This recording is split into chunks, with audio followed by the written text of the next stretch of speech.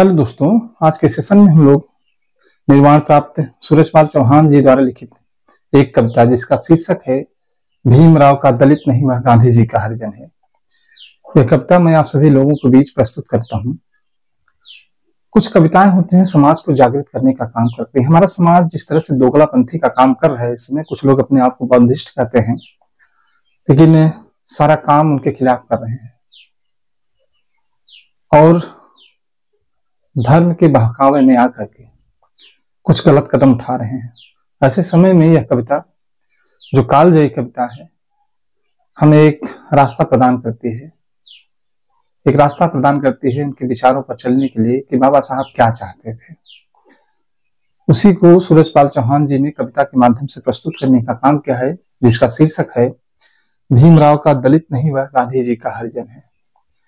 यह सिर्फ किसी एक जाति को लेकर के लिखी गई कविता नहीं है, बल्कि सर्व समाज को लेकर के लिखी गई कविता है। तो आइए इस कविता के माध्यम से ही हम उनकी बातों को समझने का प्रयास करते हैं। भीमराव का दलित नहीं वह गांधी जी का हरिजन है। भीमराव का दलित नहीं वह गांधी जी का हरिजन है। रोज सवेरे मंदिर जाता रखता है मंगल उपवास। शनिदेव की करे अर्चना, बेटा इसका राम निवास। जय जगदीश हरे आंगन में घर घर में इसके कीर्तन है। जय जगदीश हरे आंगन में घर में इसके कीर्तन है। भीमराव का दलित नहीं वह गांधी जी का हरिजन है। धर्म दूसरों का ढोता है नंगे पांव भगा फिरता। धर्म दूसरों का ढोता है नंगे पांव भगा फिरता। चुल्लू भर पानी की खातिर यहां वहां गिरता पड़ता। कांवड़िया बनकर करे गुलामी अक्ल से भी निर्धन है। भीमराव का दलित नहीं है गांधी जी का हरिजन है। मीटर लंबा तिलक फाड़ कर सुतली डोर गले डाले। हाथ कलावा बांधे फिरता मटरू का पोता काले। इसके आगे शर्म आता अब पंडित रामचरण है। भीमराव का दलित नहीं है गांधी जी का हरिजन है। उसके तिलक को देख करके आजकल जो नवयुवा पीढ़ी है, कुछ लोग हैं इतना बड़ा बड़ा तिलक लगाते हैं, उनको देख करके ब्राह्मण भी शर्माता है कि हम ही टीका लगाते थे, अब इनका टीका तो बहुत बड़ा है। उस टीके का महत्व समझिए, वह कहना क्या चाहता है। इसको तो कुछ पता नहीं और टीका लगाकर हम हासिल क्या करते हैं। इसको तो कुछ पता नहीं स्कूल कॉलेज क्या होता। इसको तो कुछ पता नहीं स्कूल कॉलेज क्या होता। देसी थैली डाल हलक में दिन भर गफलत में रहता। देसी थैली डाल हलक में दिन भर गफलत में रहता। बालक इसके अनपढ़ रह गए ज्ञान का खाली बर्तन है। भीमराव का दलित नहीं है गांधी जी का हरिजन है। अम्मा इसकी अमरनाथ में मर गई पत्थर के नीचे। बर्फ में दबकर बाप मरा है मानसरोवर नीचे। अरे अम्मा इसकी अमरनाथ में मर गई पत्थर के नीचे। बर्फ में दबकर बाप मरा है मानसरोवर नीचे। वैष्णो देवी भाई खोया आया इस पर दुर्दिन है। भीमराव का दलित नहीं है गांधी जी का हरिजन है। पढ़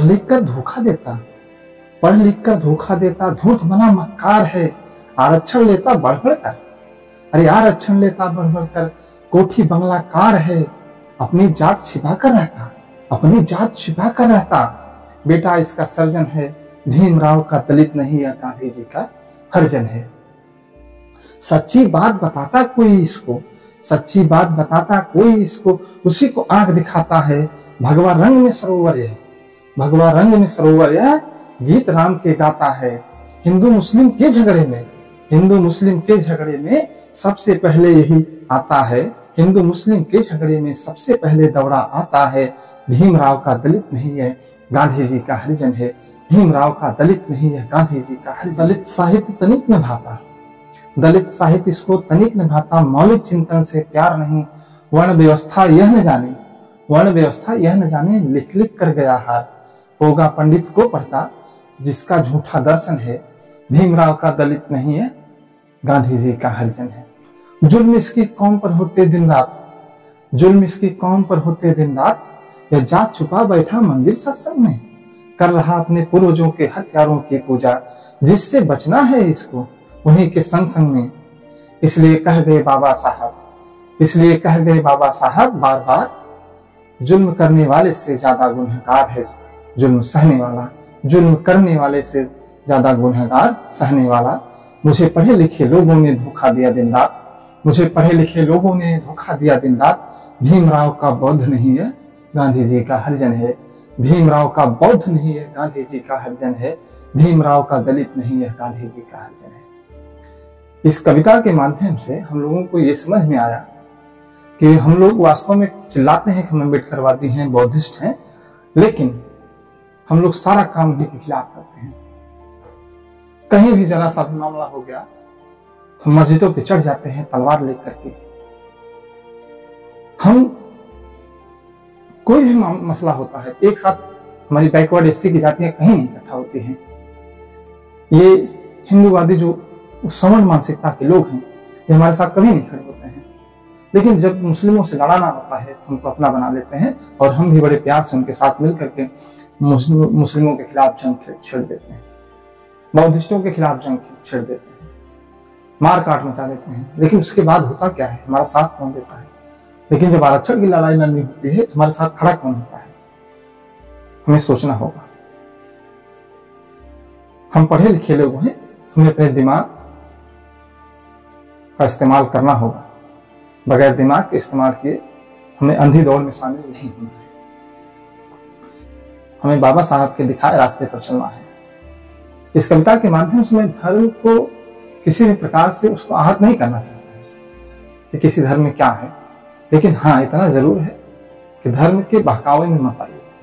धर्म मानना न मानना सबका निजी विचार है, आप मानिए, लेकिन कुछ लोग उस चीज का फायदा उठाते हैं, आपकी भावनाओं का। आप उनकी भावनाओं में न पड़े और अपने विचार से कार्य करें। फिर अगले सेशन में मुलाकात होगी, तब तक के लिए जय भीम, जय मंडल, जय संविधान, जय समाजवाद।